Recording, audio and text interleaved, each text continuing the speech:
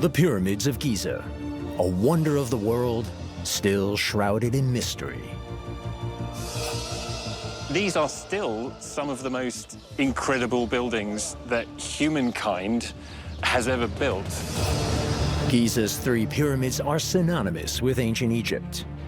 But then archaeologists investigate a rock plateau nearby, and what they find astonishes them. Could there be another pyramid lost to history? An immense foundation, square. A 4th pyramid? Is Giza, one of the wonders of the world, not truly complete? This is amazing. It makes everything so clear. Archaeologists set about trying to uncover the mystery of the lost pyramid. Who was it built for?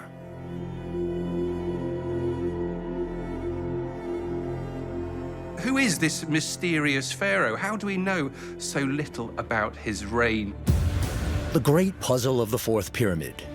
And more importantly, why is it no longer standing?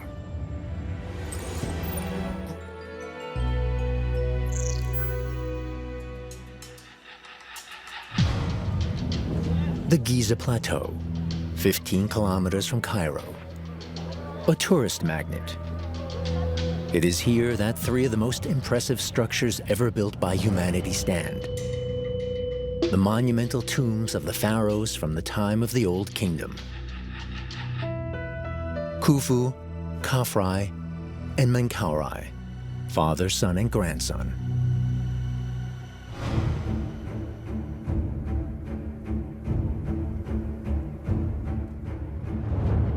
The British Egyptologist Chris Naughton is fascinated by the pharaoh's architecture.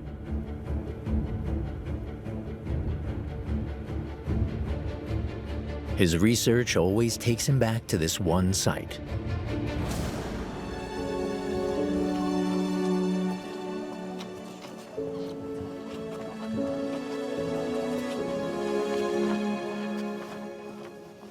Well, we are at Giza, which is probably the most iconic site in Egypt in terms of archaeology. It's the site of the Great Pyramid of Khufu, 2 further pyramids of kings, of Khafre and Menkaure. It's the site of the Sphinx. The Great Pyramid is one of the ancient wonders of the world. It is said that in addition to the famous 3 pyramids, there was a 4th. A pyramid sparkling like a crystal in the sun and casting all others into the shade. An architectural masterpiece, and probably one of the most complex structures in ancient Egypt. Legend or truth? But why is this 4th pyramid not here in Giza? It is here at this site that the most prominent rulers of the 4th dynasty of Egypt are buried. While how the pyramids were built remains a mystery to this day, one thing is certain. It is no coincidence that the Giza Plateau was chosen as the pharaoh's final resting place. One of the reasons we think Khufu perhaps chose this place to build his great monument is that it's on higher ground than the surrounding area. We're on a very elevated space here. In fact, according to my app here, we are at approximately 70 meters above sea level. So that's quite a difference between here and the land surrounding. So these pyramids straight away, of course they're enormous, they would have been visible anyway, but they got a kind of a head start by building on this high ground. And this meant that the pharaohs were able to ensure that these monuments would have been visible for miles around. On the Giza Plateau, 70 meters above sea level, the pharaohs of the 4th dynasty have monuments built to last the ages.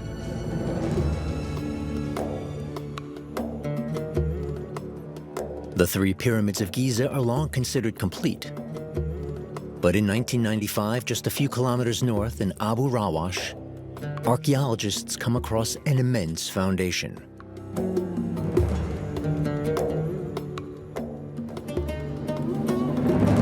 Vestiges of the legendary 4th pyramid.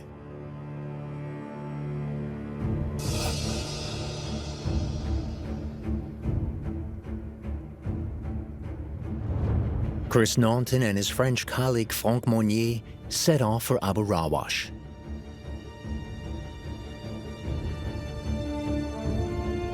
They crossed the sandy tracks of the desert in a jeep.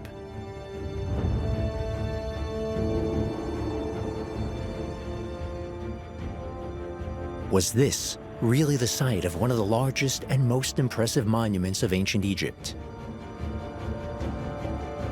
Do we need to add another chapter to the history of the great pharaoh's tombs? The square foundation is clearly visible up at Abu Rawash.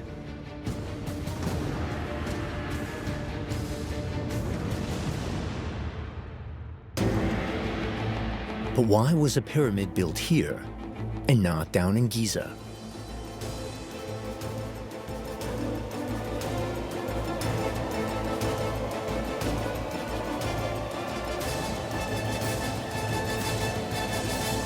It's possible that the elevation being greater here, he was somehow reaching up towards the sky, towards the sun. In any case, this is what is left of his great monument. A site chosen to be closer to the gods, deliberately setting it apart from the three pyramids of Giza? It's only actually in relatively recent times that we've begun to understand this site better, and that's largely thanks to a Swiss Egyptologist and archaeologist, Michel Vologio, who's been working at this place since the 1990s.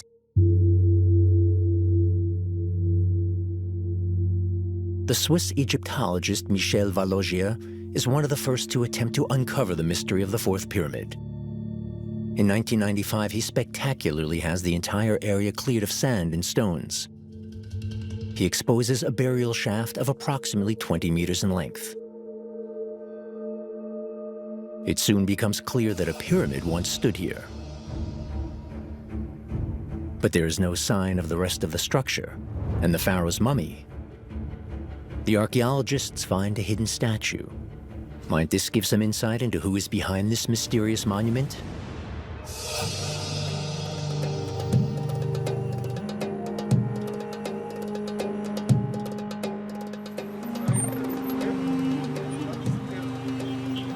Chris's search takes him to Cairo.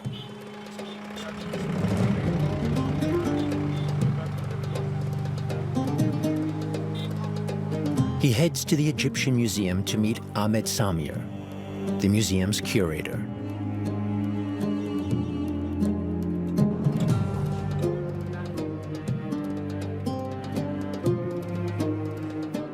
The museum has a number of artifacts from the three pyramids of Giza, but only a few from Abu Rawash. This head from a smashed statue, for example. Egyptologists believe that it is a representation of Khufu's son, Pharaoh Djedefre. If that's true, the family connection alone would directly link it to the other three pyramids. This is making life difficult for us again, isn't it? Because, you know, we don't have the pyramid, the statues are smashed. So what can you tell us about, what can we learn about Djedefre from this statue? What is it made of? The material itself. It's made from quartzite. Okay. And other statues made from red granite. So the red color represents the sun god, Ra. Under Djedefre's reign, Ra becomes the Egyptian central deity. The pharaoh himself is the first to call himself son of Ra. Djedefre is the first pharaoh to introduce this royal title, Sa-Re, which means son of Ra. Ra is the sun god, and by tying the pharaonic line to the sun god directly, this creates this sense of divine anointment, that the pharaoh is the god's representative on earth. Djedefre views himself as a descendant of the sun god and becomes a ruler with a sweeping grip on power. But did this mysterious pharaoh really build the fourth pyramid? The dates add up. Djedefre is from the 4th dynasty of the Old Kingdom. He is a son of Khufu, who built the Great Pyramid of Giza. The pyramids at Giza are all from the same dynasty, father, son, and grandson, so it would make perfect sense for his pyramid to be there as well. But why is Djedefre's pyramid not in Giza itself, but within sight, a good 8 kilometers away? What happened to the pharaoh in his tomb? All that remains are ruins. Does this point to a turbulent reign? Djedefre is still something of a mystery for us. There are lots of questions about his reign. Why did he move the burial place to Abu Rawash when, after him, the kings returned to Giza? He didn't reign for very long. Djedefre is one of Khufu's sons. During Khufu's lifetime, between 2620 and 2580 BC, his oldest son and heir to the throne, Prince Kawab, dies under mysterious circumstances. Some archaeologists believe that Djedefre might have had something to do with his brother's death. Does he want to ascend to the throne himself? Is he cast out of his family as a result, and has to have his tomb built elsewhere? We can only know one thing for sure: the crown prince's death paves the way for Djedefre's rise to power. He marries his brother's widow, Hetepheres II, his own sister, which wasn't unusual in ancient Egypt. Egyptian girls tended to be married at around the age of 12 or 13, at the point they hit puberty. The pharaohs and those dynastic families wanted to keep their blood pure. The pharaohs used the raised Giza Plateau to be as close to the gods as possible. Does the new pharaoh Djedefre want to go one step further after his father's death?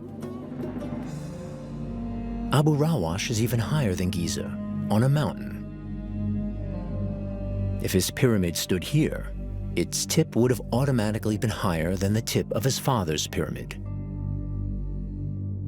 It's also possible that Djedefre chose this place, a spot that is higher than Giza, because he somehow wanted to supersede what his father had done. His father Khufu's achievement, his pyramid, of course, is the greatest achievement in Egyptian building history, one of the great achievements in the world. So by choosing a higher ground, he made it that bit easier for himself to do something at least a little bit higher. If that was why Djedefre chose this place, then he was showing remarkable self-confidence. Higher than his father. A sign of power and proximity to the sun god Ra. A ruler with an unbelievable claim to power. Even when building his final resting place, he aims to eclipse everyone else. When you look at the foundation, the scope, scale, and ambition is clear. Djedefre wanted to build one of the highest pyramids of all time. An ambitious ruler. On the foundation, Chris and Franck find important clues about its appearance and construction.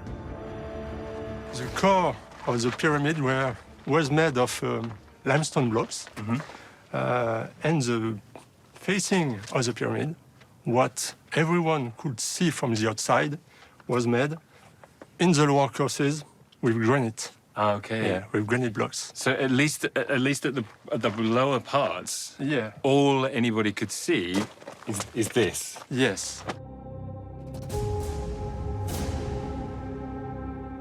Djedefre is the first pharaoh to use granite, a particularly hard and expensive material. His aim is to set himself apart with the choice of site and the building itself.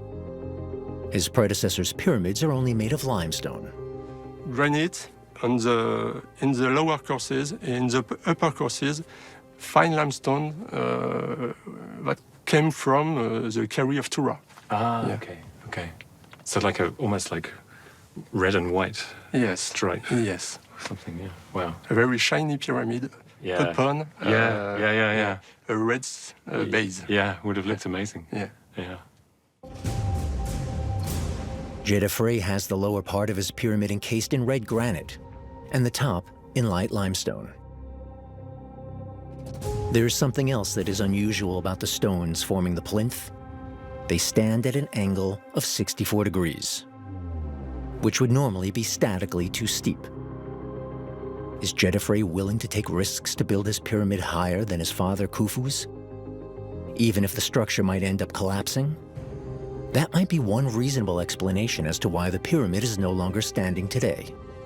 The excavator Michel Valoggia discovered that the facing blocks made of granite were sloping of an angle of about 12 degrees towards the inside of the monument. Ah. Some clever thinking on the part of the builders. They know an angle of 64 degrees would destabilize the pyramid. That is why the foundation stones are not placed horizontally in the ground, but at an incline of 12 degrees. That reduces the angle to exactly 52 degrees. It was 52 degrees. 52. Like the Great Pyramid of Khufu. Ah, okay. So suddenly it makes sense. If you see this, if you see the casing stone on its own at 60 degrees, you think it's going to be very high. Yeah. But when you know that actually it's not, it's inclined slightly inwards, then suddenly it's the same as his father's pyramid. Exactly. Wow, great. In the 3rd millennium BC, the architects managed to create structures with exact angles of 52 degrees. Buildings that endure through the ages. Djedefre's pyramid cleverly uses the rocky ground. With this plan, Djedefre saved months, perhaps years of construction. So he managed to build in a short time as close as possible to the sun.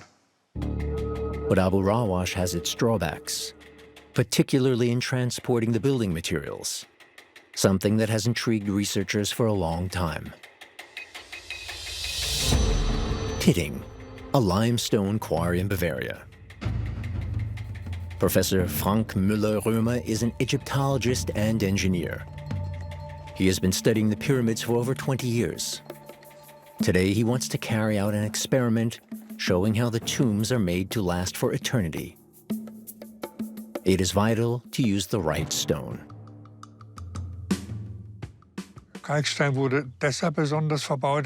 Limestone was used in particular because the entire west side of the Nile to the Sahara consists of huge limestone deposits. It was relatively easy to extract, much easier than granite, and the huge quantity surrounding every pyramid site meant that they used limestone.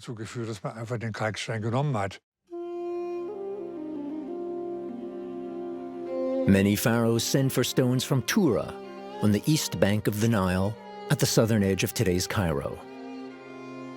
As it was then, the Nile is still the most important transport route today. Practically everything is transported on the Nile: people, goods, grain, and the stones of the Great Pyramids. The yearly flooding of the Nile makes the land fertile and brings prosperity, making it possible to live on the Nile and for the kingdom of the pharaohs to emerge.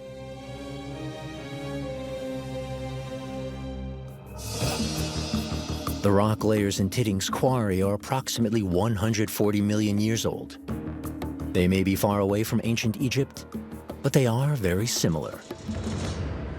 The quarry has the same structure as the quarries in Egypt. That means that there are different layers of stone interrupted by individual layers of loam or clay, so that today you can easily break away the different stone layers. Archaeologists estimate that approximately 30,000 people are involved in building the Great Pyramids. Administrators, craftsmen, sculptors, or relief artists.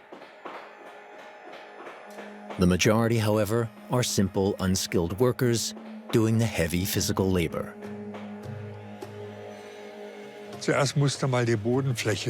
First, the surface has to be leveled so that the length of all four sides can be measured exactly. That is key. Because what matters is keeping the incline the same and bringing all four edges together to a point of the pyramid. And it really is a single point, a fingertip. That requires utmost precision. The pyramid itself is made up of two parts, you could say. I'll show you. On the inside, there's a core stepped structure.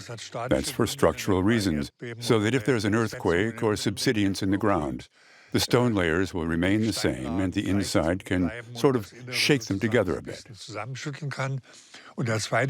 And the second part is that this stepped construction is then wrapped in the outer casing. That means that you build outwards, creating this surface here. With a construction time of 20 years and 2.5 million stones, the Khufu pyramid is built at an average of 1 stone every 4 minutes. To save time, the workers work on all 4 sides at the same time. 8,000 workers alone extract up to 500 stones a day from the quarry. Professor Müller-Römer might not have 1,000 workers, but he has enlisted a few willing students to help him today. In the first experiment, they hope to find out how the Egyptians extracted their stones. In ancient Egypt, when the pyramids were being built, stones were separated from each other by striking a crack along a line with copper chisels, striking deeper and deeper until the stone finally broke apart. We've had some stones drilled into which iron wedges are now being inserted, and by hammering on them, we hope that the stone will break apart. 4 students are now going to try and split the 3-ton block of rock with just a hammer and a chisel, using the same technique that the ancient Egyptians used. But the students have a slight advantage. They are working with iron tools. The ancient Egyptians used copper chisels. Copper is softer than iron and wears down more quickly.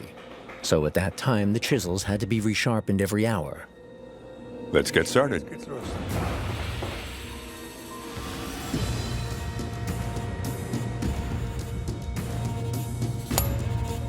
And the stone is changing. The last 2 blows sounded very muffled. That's a sign that the crack is emerging. We can already see it. And just a few more blows and the stone will break in two.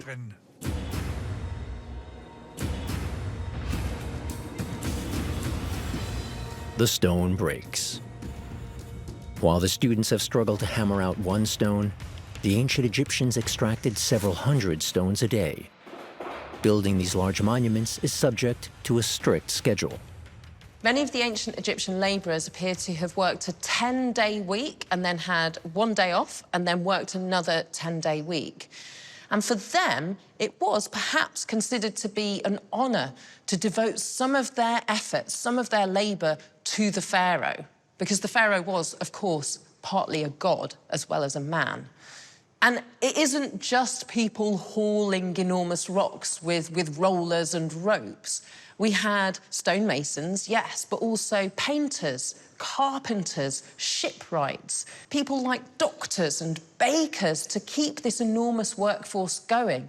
It's a whole ecosystem that built up around these pyramid building projects.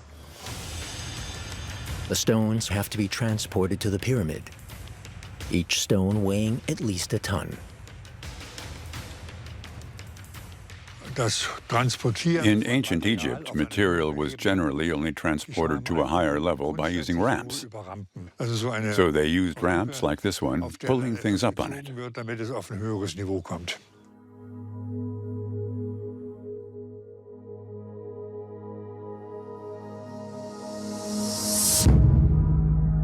Aerial photographs of Abu Rawash still show a ramp. It is used to transport the stones from the Nile Valley to the construction site.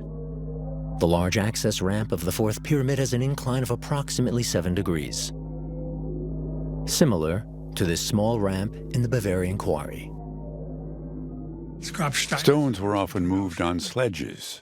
The sledges could either be pulled on gravel or on wooden tracks laid like this. It was also common to transport the stones using rollers. 4 students attach a rope to the stone, as the workers did back then, a technique which is more than 4,000 years old. So we take the rope and pull it up, and in the middle it's wrapped twice around the rock and secured.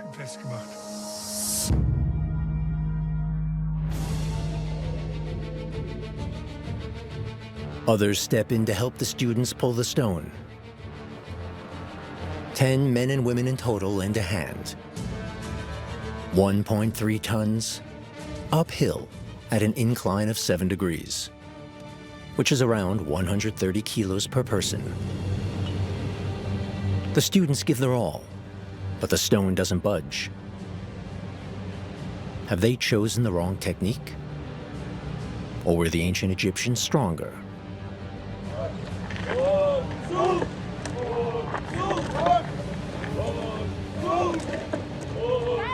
The stone block starts to move.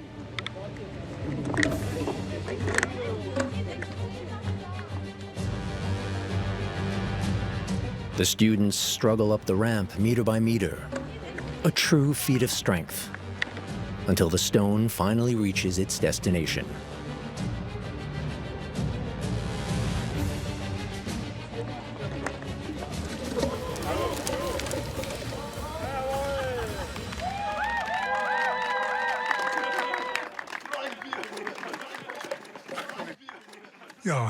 Yes, so this showed that a heavy stone can be transported on ramps at an incline of 6 to 8 degrees.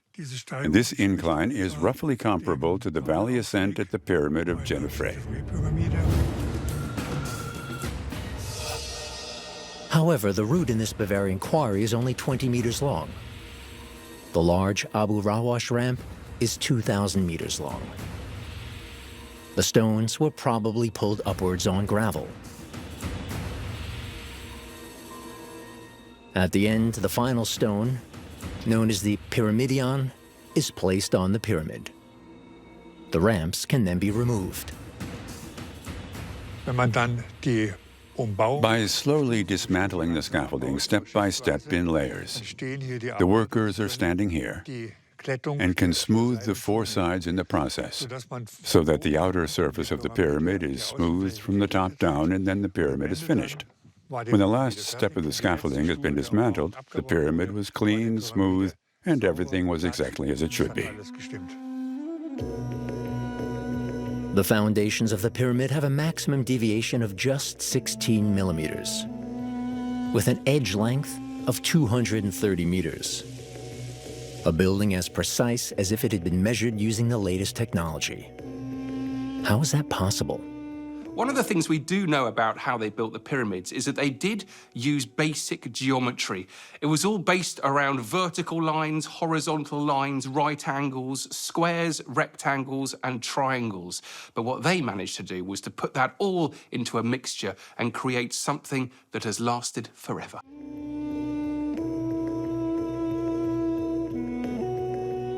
Stepping back into the past, we can see that pyramids didn't always have this classic geometric shape. Towards the end of the 3rd dynasty, a number of smaller step pyramids emerge across Egypt. On the Saqqara Plateau, approximately an hour from Giza, the first Egyptian pyramid can be found. But it isn't just the Egyptians building pyramids. There are temple towers made from several stone layers all over the world. In Asia, in the 3rd millennium BC, ziggurats, or temple towers, start to appear. There is also a step pyramid in Europe, in Sardinia, dating back to the 4th millennium BC. However, the majority of step pyramids can be found in Central America. Researchers are still speculating over whether these monuments found across the globe are linked. The Pyramid of Djoser, built in 2650 BC in Saqqara, is the first step pyramid in Egypt. Older tombs are only 10 meters high. The Pyramid of Djoser reaches 60 meters. This is revolutionary and signals the start of pyramid building. A further architectural milestone is set by Pharaoh Sneferu. He is Khufu's father, the pharaoh who built the Great Pyramid of Giza. At that time, Sneferu is the first to try and give his pyramid the classic geometric shape. He wants all the sides to be the same length and form a perfect triangle. Yet he fails. Sneferu's pyramid collapses due to a design flaw. The shape of the pyramid represents the hierarchical power structure of Ra, governing the cosmos, and at the same time, the pharaoh governing Egypt. This is the story of the sun ruling over all of creation. And this pyramid, this structure, is still alive today, and anything that comes to a hierarchical point. In addition to the bent pyramid in Dashur, Sneferu commissions another monument, the Red Pyramid. This is considered to be the first real pyramid, even though it is far from being as perfectly formed as Khufu's Great Pyramid. The Red Pyramid serves as a model for subsequent pharaohs, including Djedefre. Using modern photogrammetry, Franck Monnier and Chris Naughton aim to transport the pyramid into the present. To do so, they have the entire area scanned and photographed.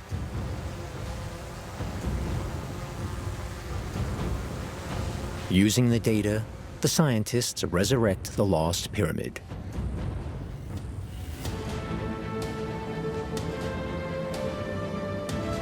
This is amazing.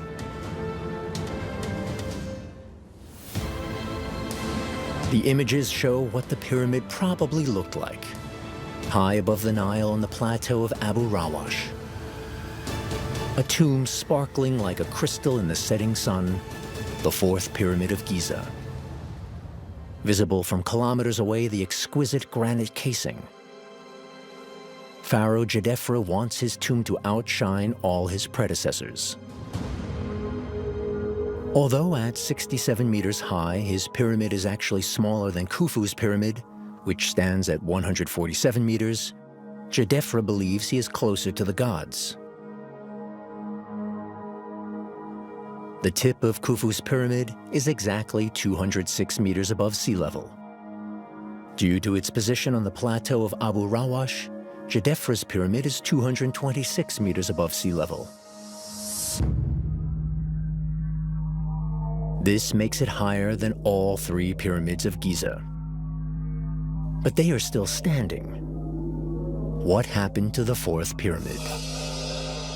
To unravel this mystery, Chris heads back to Giza. This is also the site of the Pyramid of Khufu, Djedefre's younger brother. As far as we can tell, this kind of granite is the same kind of granite that would have been used in the Pyramid of Djedefre. Pharaoh Khufu uses pink granite for his tomb, a hard natural stone considered to be particularly valuable. Much like Djedefre, his younger brother also insists on using this stone for his pyramid. That is a huge logistical challenge. The stones are quarried in Aswan, 800 kilometers from Giza. The granite is shipped over the Nile and then transported to the pyramid. A huge logistical challenge.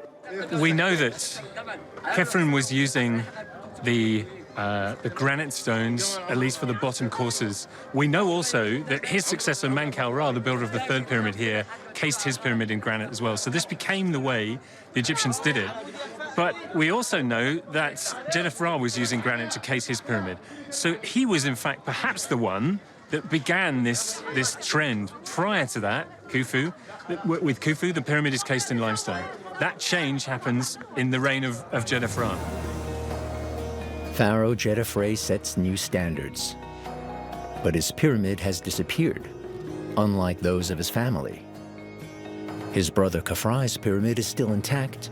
Even the burial chamber can still be accessed. For our investigation, what's exciting is that we can go inside this pyramid and see the burial chamber. So whereas at Abu Rawash, not very much of the pyramid is there, it's not possible for us to see where the king was buried. Here, we can do that. And that gives us the opportunity to imagine Djedefre's burial.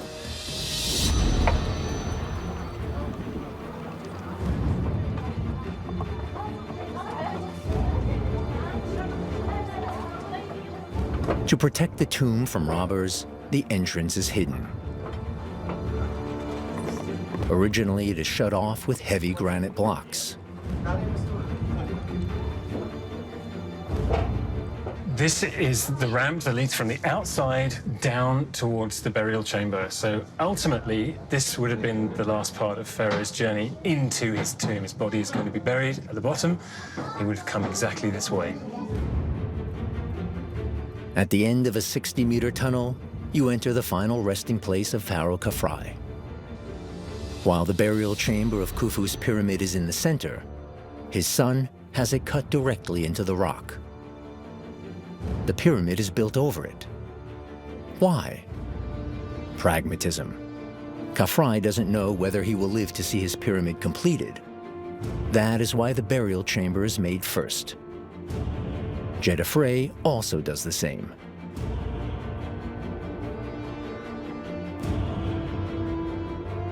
So perhaps both kings had the same idea that if you cut the burial chamber into the natural rock, that's the first thing, or one of the first things that you do, in which case your burial chamber is ready. If the king dies, then there's somewhere to place the body, and then afterwards you can continue building the pyramid. Another striking feature of Khafre's burial chamber is the gable roof sealed with limestone slabs. There are 5 million tons of stone blocks lying above it.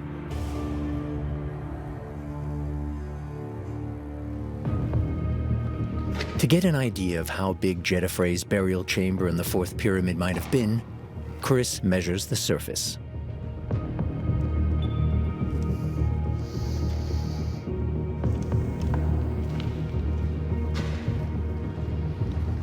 According to these measurements, the burial chamber is approximately 70 meters square, rectangular.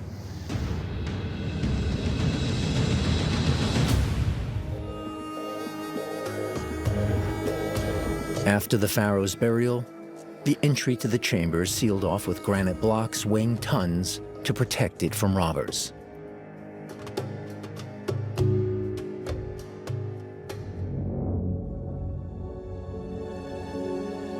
While the second pyramid of Giza is still in good condition today, only a foundation remains in Abu Rawash. But a 20-meter-long shaft is visible. Is this the entrance to the burial chamber? What we can see here is that the stones are sloping Yes. towards the chamber, Yeah. like the descending passage was. So let's see if we can get a measurement of that angle. So you need a level. Yeah. And so if I put this under here, that is very nearly level. So can you see the measurement? Yeah. 27 degrees. 27. Okay. Ancient Egyptian precision. The access ramps of the 3 great pyramids of Giza were also placed at exactly this angle. So the value 27 degrees corresponds to a slope of 1 by 2. That means 1 meter high, 2 meters long. So it was a simple way to construct, to build the descending passage. This specific angle is chosen for another reason. At that time, the passage to the burial chamber faces directly north, to the Tubin star, which was the polar star for the ancient Egyptians at the time. This is no longer the case today because the axis of the Earth has shifted over the millennia. The path to the burial chamber was built at a 27-degree angle that points directly at the pole star. Why? And why did the Egyptians associate the pole star with reincarnation? Specifically because the pole star is that center around which all of the cosmos revolves. In many mythological traditions, it's recognized as the one fixed point, or the immovable spot. The world of the pharaohs sees the stars as representing the power of the gods. And the polar star, around which the sky seems to revolve, takes on a key role. Even though only ruins remain in Abu Rawash, Djedefre's sarcophagus is probably transported to his final resting place using this ramp. And the burial chamber, do you think that would have been there, or? The burial chamber was in front of us. Okay. So it began here, Yeah.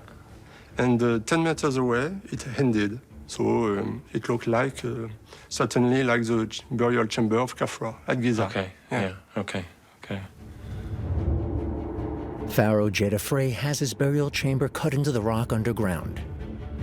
His brother Khafre does the same later on, a sign that Djedefre is seen as a role model and not as an outcast. Wow, what a place. All this suggests that Djedefre's burial chamber was finished. But where are his remains?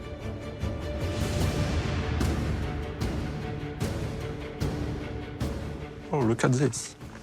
We have here a hole which was dug by robbers in antiquity. Yeah. So what can we learn from this? I mean, why is the hole here? The burial chamber is over there, so... Yeah, there are some proofs that the burial chamber was made of granite. Aha, so... Yeah. Well, and that's why yes, these yes. pieces There are here. still blocks here, yeah. And the granite is a stone very, very, very hard to cut. Yeah, yeah. The pharaoh must have been buried here. The pharaoh's tomb was probably robbed shortly after.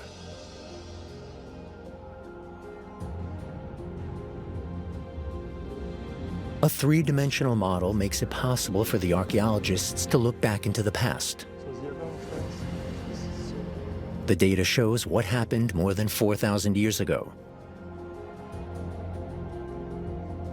Despite the granite barrier, the robbers find their way into the burial chamber filled with treasure.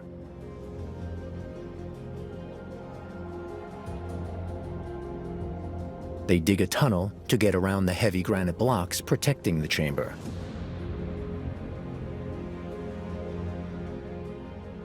Wow. The robbers were as clever as the pyramid builders. Yeah. Wow. That is a part of the history of the monument. Yeah, sure. Yeah, absolutely. This is amazing. Yeah. It makes everything so clear.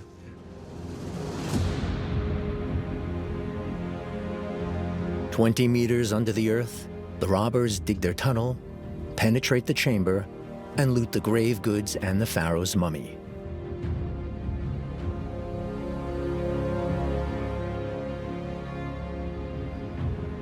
This is one explanation for why so little is found during the excavation in the late 90s. But the bigger mystery remains. Where is the pyramid itself?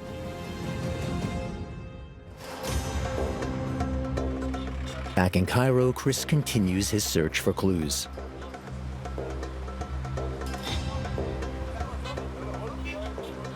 The theory persists that the relationship between Djedefre and his family was so fractured that pyramids and statues of the ruler were destroyed after his death. Nothing should suggest that the outcast had ever ruled.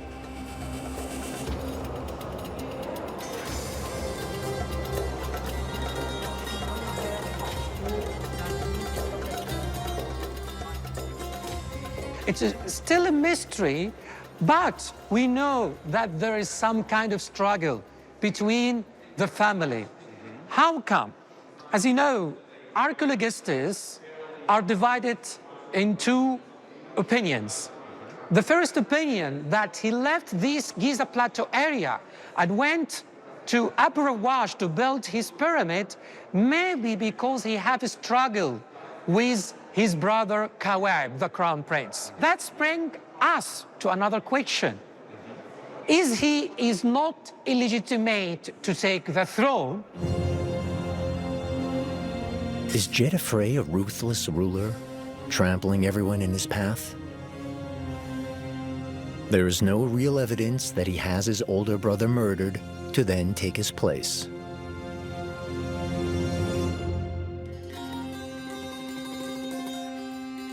The solar bark, discovered in 1954 near Khufu's pyramid, could shed some light on the family relations. The 4,600-year-old ship is 43.3 meters long and made as a grave good for Pharaoh Khufu, Djedefre's father. The ship is intended to carry the deceased ruler safely to the afterlife. The solar bark is one of the oldest organic artifacts in human history. On the roof tiles of the chamber where the ship is recovered, researchers come across the name, Djedefre. The discovery of Djedefre's hieroglyphs in the construction of this boat that was designed to carry his father along the Nile towards the afterlife. It's significant because it suggests that he was acting as a virtuous son, that he was honoring his father in the correct way. So this also casts doubt on the idea that there was some sort of family rift which led to his pyramid being deconstructed soon after it was built. The hieroglyphs on the ship suggest the opposite, that he was faithful and loyal as a son.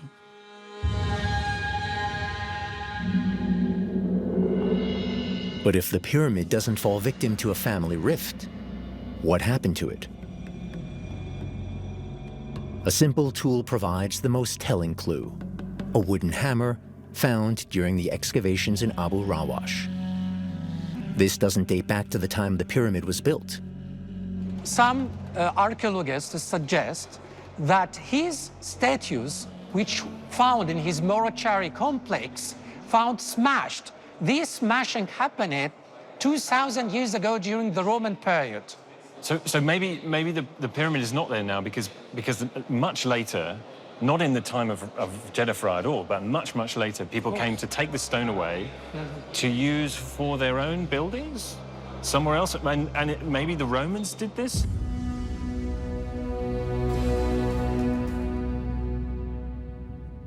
Approximately 1 million stones are used to build the fourth pyramid. Can they just disappear? It is true that until the start of the 19th century, stones were stolen from ancient Egyptian buildings and used as building material.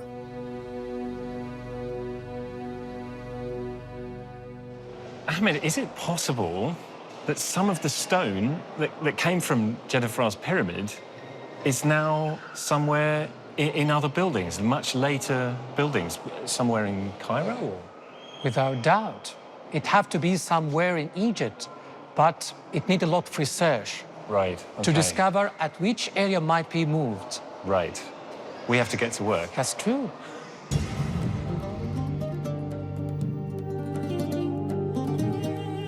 In 30 BC, almost 2,500 years after Djedefre's reign, the Romans conquer Egypt. There are still monuments from this time in Cairo today, particularly a Roman fortress bearing the same name as the legendary city on the Euphrates, Babylon.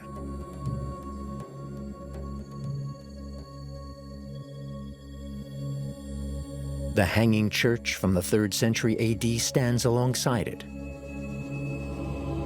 one of the oldest churches in Egypt.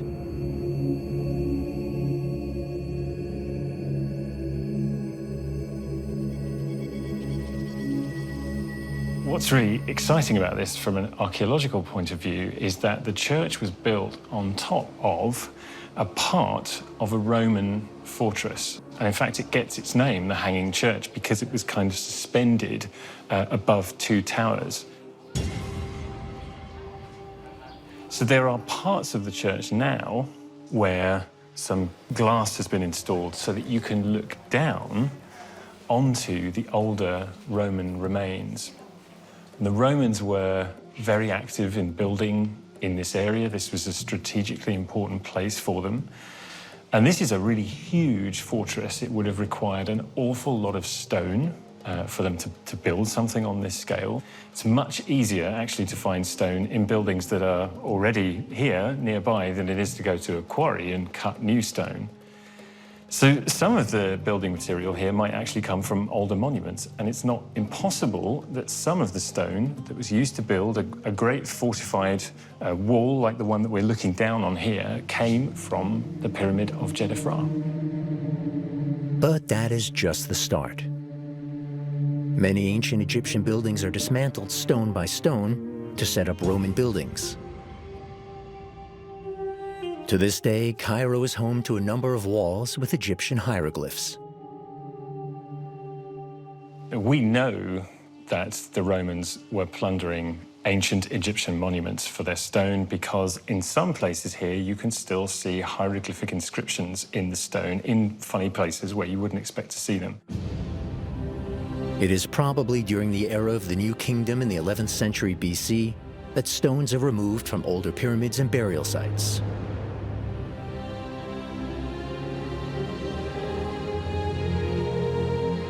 Later, the Romans will build entire districts using the monuments of the great pharaohs. Remnants from the era of the Old Kingdom can also be found in Islamic Cairo.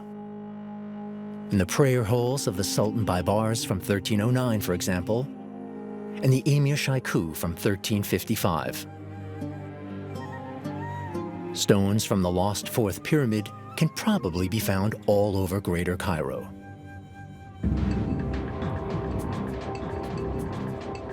Djedefre's ambitious desire to create the most exquisite tomb of his time is his pyramid's downfall. A short distance away from Giza, stone robbers can get to work unnoticed on the hill of Abu Rawash. All that remains is a forgotten foundation. There's a historical mystery about where all the stone went. But then there's the myth that comes through. This is the story of a hubristic rise and a humbling fall. The lost pyramid of Pharaoh Djedefre, one of the most impressive monuments in ancient Egypt. 260 meters above sea level, made from valuable granite and luminous limestone. Built on a hill overlooking the Giza Plateau, a site so close to the gods, ultimately the son of Ra's undoing. This is how a mighty pyramid becomes an archaeological mystery over the ages, one that will baffle researchers for a long time to come.